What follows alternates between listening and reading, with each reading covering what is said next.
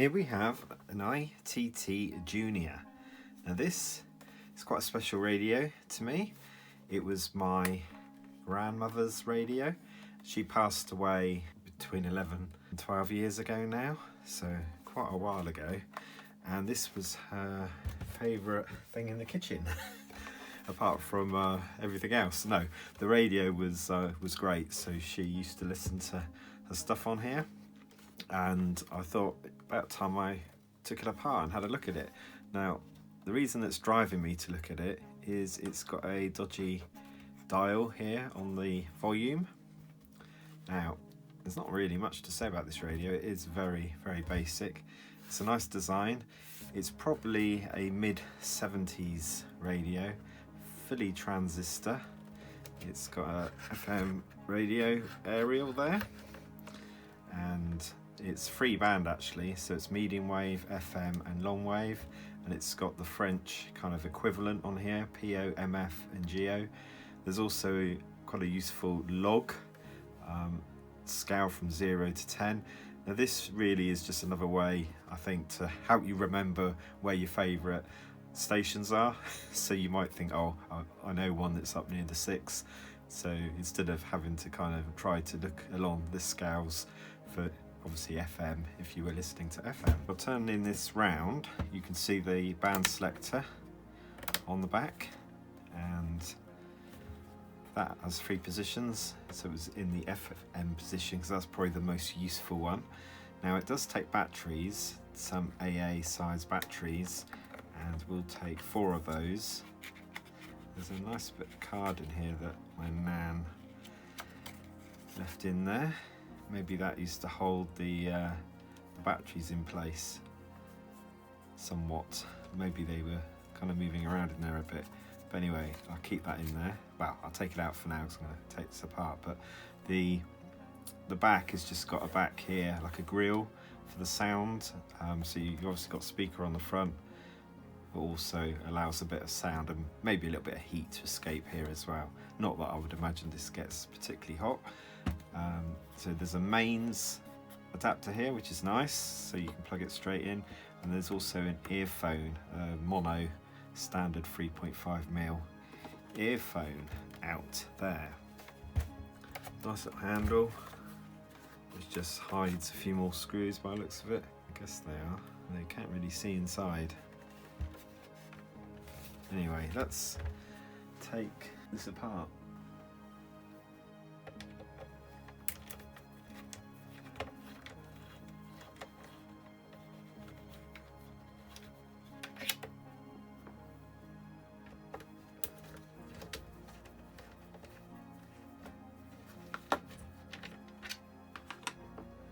So I think there's another model number for this. It just says reference on the back. I will have a look for you. I was expecting to maybe take something else out there, but obviously not.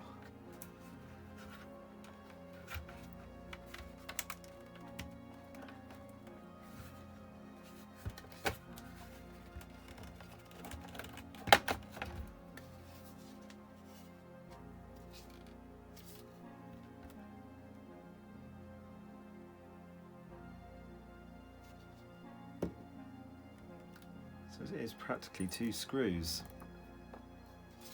So a little mains transformer in here.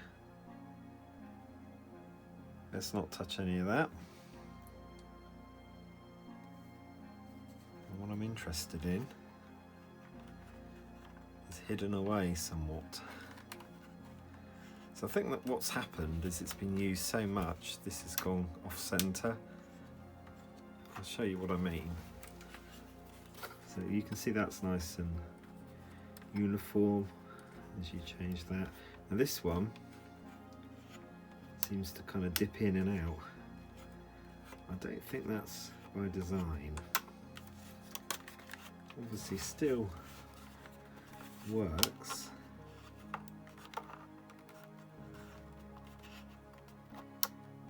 Is there anything I can do to get into there? That's neat, isn't it? It's got a cut off there, I guess that's needed, and then it would then start drawing power from the battery compartment with it open like that.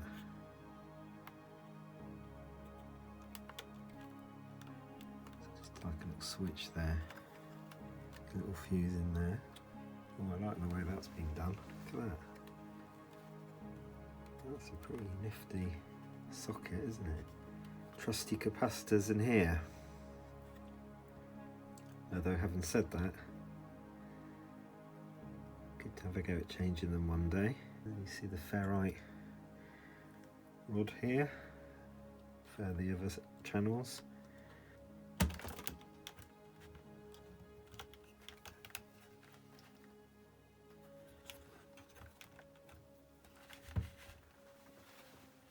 That's strong old plastic.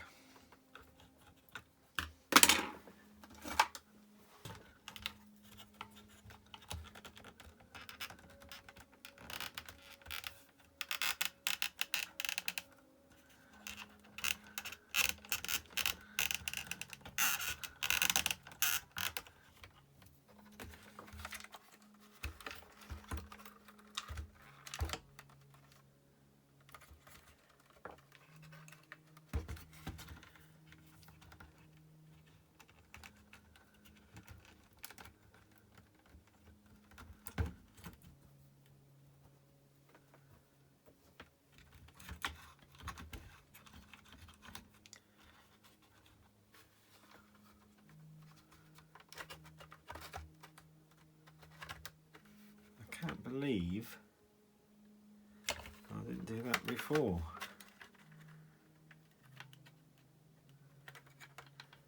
These two screws just go straight through like that. Oh, that's much better.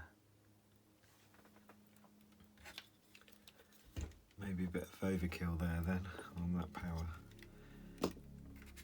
socket.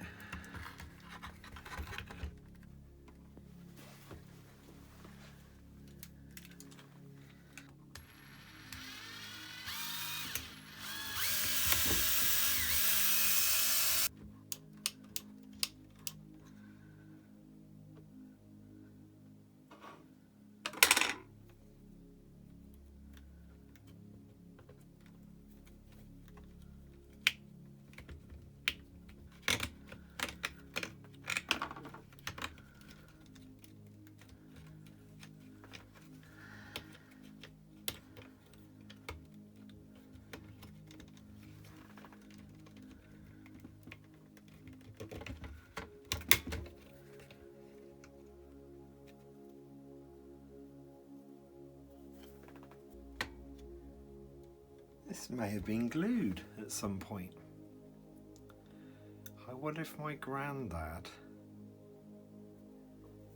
tried to fix this.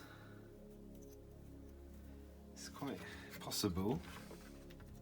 That's got to be a screw, isn't it? Because if it's not, then how would have this fitted on in the original place? Yes, it would have been. Got it.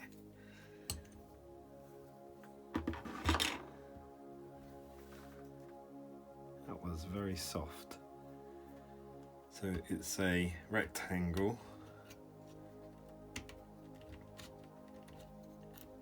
Which makes sense. So that fits into this. Now there's obviously no rectangle in there anymore. Gonna have to build this up somewhat. So I used this plastic wall plug to build up the plastic that was missing inside. So it does seem to be nice and smooth now, which is good. I've got to screw this back into the machine. The other thing that's good is I won't need a screw on here because the case will centre on this, so that should hold it in place. The speaker is a 1.5 watt 8 ohms loudspeaker. Fix the on and off volume switch. It's a lot more central now. And this is the radio working. Although, to be fair, I'm in a very poor part of the country for reception. So a radio like this might be a little bit limited and what it can actually pick up strong.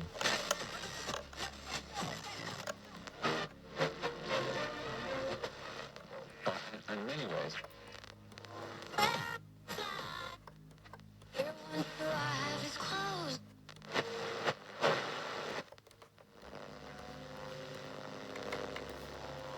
But a reasonably good fix.